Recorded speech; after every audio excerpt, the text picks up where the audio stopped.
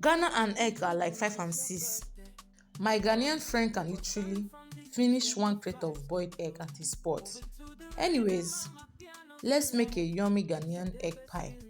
Add your whole flour in a bowl, salt, nutmeg, butter and mix.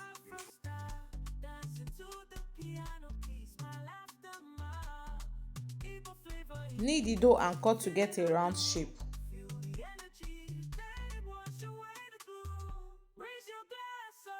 Add your full egg and wrap to cover.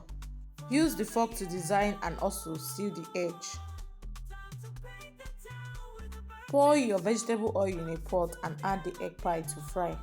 Fry until done. Which drink go well with this egg pie, this yummy Ghanaian egg pie? Reply in the comment section. For more recipe, follow, like, share and comment. Bye.